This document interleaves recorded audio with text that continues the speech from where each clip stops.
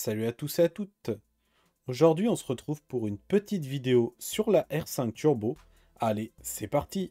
La Renault 5 Turbo, troisième du nom, est de retour.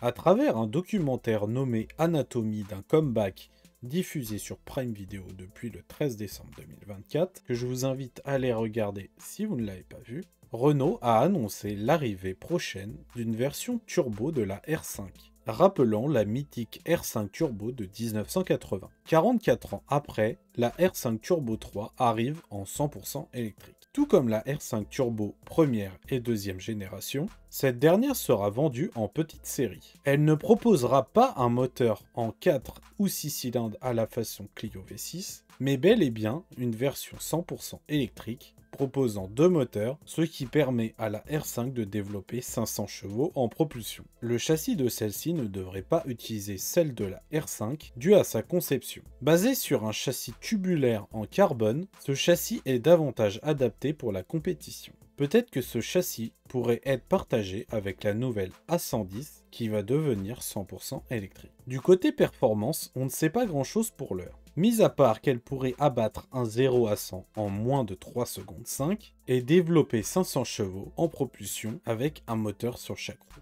Pour l'autonomie, aucune info officielle a été communiquée. Le tarif de la R5 Turbo 3e du nom est difficile à dire, mais il devrait être assez salé. Je ne vais pas vous dire de prix car rien n'est officiel, mais il pourrait se situer entre 100 et 300 000 euros. On a eu une petite info du côté du sport auto, la R5 Turbo pourrait potentiellement s'engager en WRC. La nouvelle réglementation WRC 27 intègre désormais à la fois les moteurs thermiques, hybrides et électriques, ce qui permettrait à Renault de potentiellement s'engager avec la R5 Turbo. Lucas Demeo avait déjà lancé un appel d'offres à la FIA au Mondial de Paris 2022, en déclarant à la presse qu'il faudrait revoir le règlement pour autoriser les électriques purs. Et d'ajouter également, Monsieur de la FIA, à vous de trouver la solution, nous on l'a. Avec ces déclarations, est-il possible de revoir Renault en WRC? Moi je dirais que oui. De plus, la nouvelle réglementation a réduit de 50% le budget plafonné. Le budget s'élève désormais à 345 000 euros. La réduction de moitié du budget se réalise grâce à la conception d'une cellule de sécurité commune à tous les constructeurs et aussi d'une réduction du personnel et des coûts de transport logistique. Alors simple coïncidence ou révélation du retour du losange en championnat du monde des rallyes, seul l'avenir nous le dira. Merci d'avoir regardé la vidéo.